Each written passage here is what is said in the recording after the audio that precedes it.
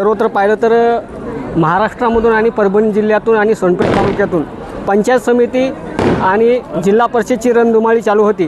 तर ह्या ठिकाणी जर पाहिलं तर आपले पोलीस बांधव मोठ्या प्रमाणात ह्या ठिकाणी जे त्यांचा बंदोबस्त आहे ते निभावत आहेत। निश्चितच ह्या ठिकाणी जे की शांततेचं वातावरण कसं राहील शहरामध्ये हे पण पाहणं महत्त्वाचं आहे। आणि निश्चितच त्यांचा नेहमी ह्या ठिकाणी कोणतंही राजकारण असो किंवा समाजकार्य असो त्या ठिकाणी पोलीस प्रशासन आपली ड्युटी एकदम प्रामाणिकपणे बजावत आहेत। तर निश्चितच ह्या ठिकाणी जर पाहिलं तर आतापर्यंत पाहिलं तर शेळगाव सर्कलमधून जिल्हा परिषदचे उमेदवार श्रीकांत विटेकर हे विजय झालेत।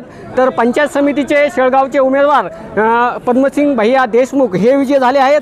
तर तसंच पाहिलं तर एका बाजूला नरवाडी सर्कलमधून काहीतरी वेगळं गणित आपल्याला पाहायला मिळालं आहे। त्या ठिकाणी जर पाहिलं तर भाजप पक्षाचे धोंडगे हे विजय झाले आहेत आणि पंचायत समितीची एक जागा ही राष्ट्रवादीच्या कोट्यात आलेली आहे। निश्चितच आता जर पाहिलं तर शिर्शी बुद्रुक ह्याचा निकाल आता आपल्या तोंडावर येईल। पंचायत समितीचा एक उमेदवार विजय झाला आहे, पण निश्चितच जिल्हा परिषदचा उमेदवार काय होतं ह्याकडे पण पाहणं महत्त्वाचं आहे। एका बाजूला पाहिलं तर जिल्हा परिषदचा जे उमेदवार आहे वावळे ते सध्याचं पाहिलं तर आघाडीवर आहे आणि ते सध्या पाहू शकता की त्यांचा विजय कशा प्रकारे होतं हे बी पाहणं महत्त्वाचं आहे। मी महादेव नोटे, आपण पाहताय महाराष्ट्र न्यूज सोनपेठ।